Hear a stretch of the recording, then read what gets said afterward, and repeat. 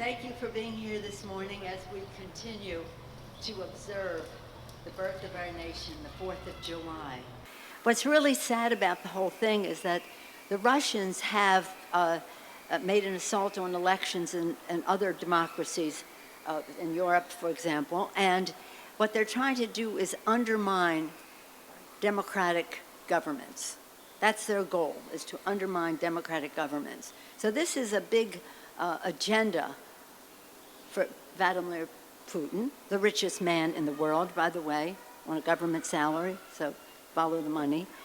For the President of the United States to make light of it once again, just again shows the dishonoring of the Constitution of the United States in the week that we celebrated the 4th of July.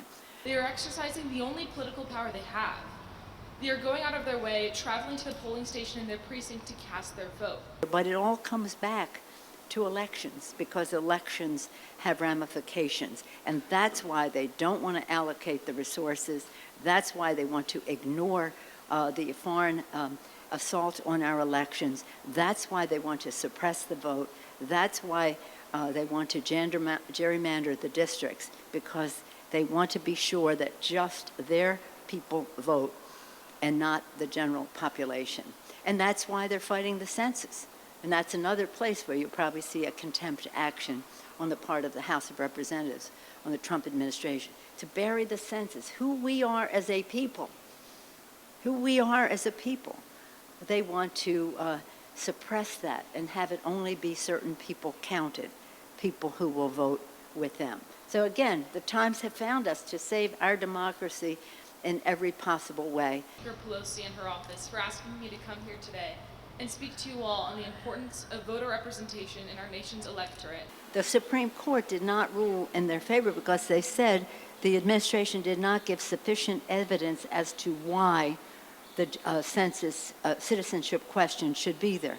So they kicked the can, and then the administration said, okay, we won't put it on there, and then the president injected himself into this. But this is about keeping, make America, his hat, make America white again.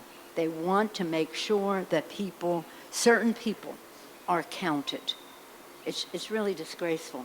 And it's not what our founders had in mind. And it's not how we can decide who we are as a people. As I say, we don't agonize, we organize. It's about owning the ground and getting out the vote. And what they want to do is to put a chilling effect so certain populations will not answer the form, that they won't answer the form, they won't respond. And we're saying, don't give them that victory. You must respond, because otherwise they win. However it comes out, we have to make sure that people do not take the bait, that they are counted. All I said was a statement of fact. 4 of them opposed the bill. We were protecting the children. Overwhelmingly, our caucus voted to protect the children. Our blue dogs, our moderates, and all the rest voted to protect the children.